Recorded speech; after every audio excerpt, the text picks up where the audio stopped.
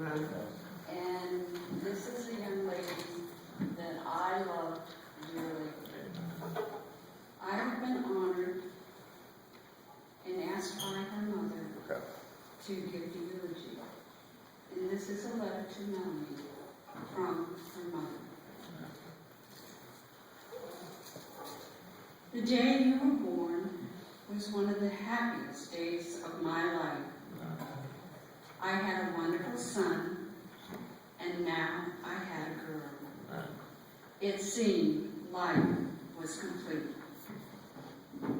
You were quite a demanding baby, but a very happy baby. As you got older, I could see becoming your own person by the time you were 3 years old. I did not have to worry about you, but as a mother, I did. Well. And how would you make it in the world? You knew exactly who you were. Well. You would go to your father and say, "Walk, Daddy." He would take your hand, and the two of you would go for a walk, hand in hand. You were my radical girl and activist.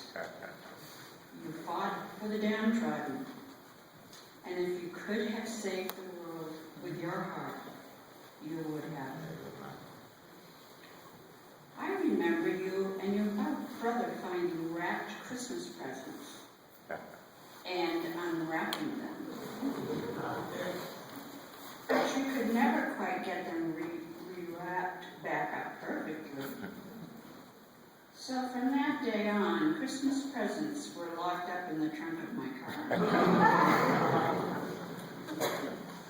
I remember our trips to Brazil to visit our family. Going to California with your cousin Soraya, taking trips to New York City to go to the museum, and going to the hash down in Boston to listen to the Boston Pops. On your 15th birthday, we celebrated in Brazilian style with 15 of your friends. Of course, I made a big dinner, and we had a party the night before. Then, the next day, was on to Boston in a rented van to carry everyone to the infamous Hard Rock Cafe. Well. You had the best brother in the world. He loved you so much. He was so protective of you. He wanted you to be a success in the world. Your niece, Bahia, was so dearly loved by you with all your heart, and you were dearly loved by her. You also had the greatest family, from Grammys to aunties and cousins from both sides of the family. Amen. Best yet was the trip to Paris.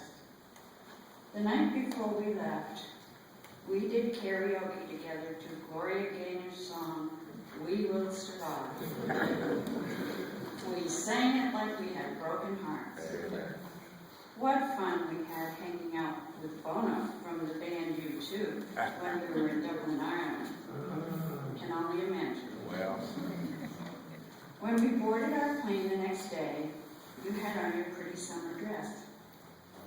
Let me tell you, you were smoking hot. The minute you set foot inside the plane, you just turned so many heads. I thought to myself, she's arrived. And sure enough, you had. You were so beautiful. In fact, what a beautiful bride you were. As a mother, I thought you were the most beautiful bride I had ever seen. You always picked the best friends in the world. Your friends will never forget how wonderful you were to them. I loved to go up to Bar Harbor to visit you. We had so much fun going out with your friends there. As for some of your decisions that you made, they were questionable in my eyes. Then you said to me, "Mom, you made your mistakes. let me make mine. From then on, I decided to sit and watch. I finally realized you really did choose what was right for you at the time.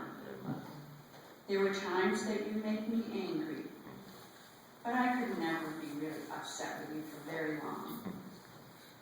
Yes, there were disagreements when you always wanted to be right, but so did I. I left the best for last. Remember when you told me about Santa? You were 5 years old, and we had a large Christmas party. I had our neighbor come over and play Santa.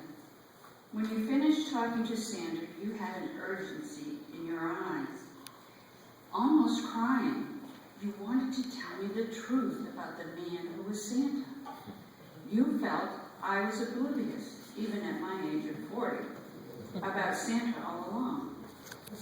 I asked you, how did you know he wasn't the real Santa? You said he had a wedding band on, and that Santa didn't need a wedding band. You made me promise not to tell anyone there the truth about this Santa, because you didn't want to spoil it for the other children. Your faith and courage was immeasurable, and you made mine stronger. You have been such a delight to all of us. Your sense of humor, your smile that could not be missed. You always had something good to say about people.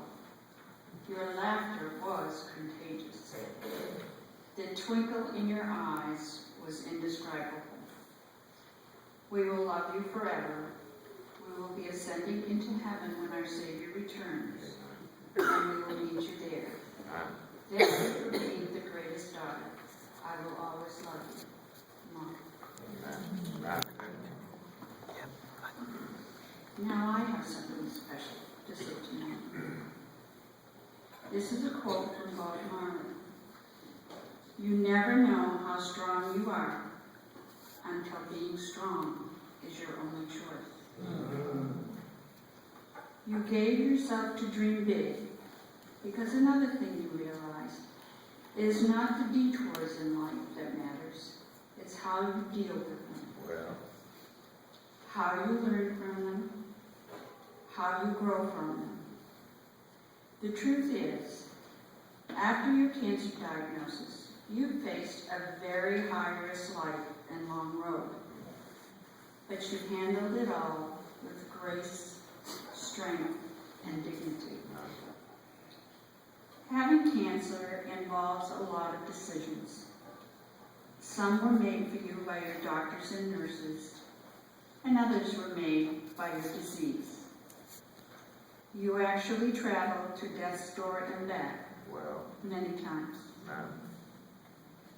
You always knew, no matter how positive you were and how hard you fought, you had to face what the future may eventually bring, and finally did. You felt hijacked. Breast cancer taught you to enjoy every day, to be patient and loving, to laugh and be happy. McCurra will always remember you as his mom. That four-legged fur friend loved you so much. Grammy Frankie was silenced before she could tell all her stories. But you will be going home, so listen everywhere for her voice. Melanie K. Harkefire, you will be a welcome joy to heaven. Your sparkling eyes and contagious spirit will be with us always, as we struggle to adjust our thinking and pursue our paths, until we meet again with all our love.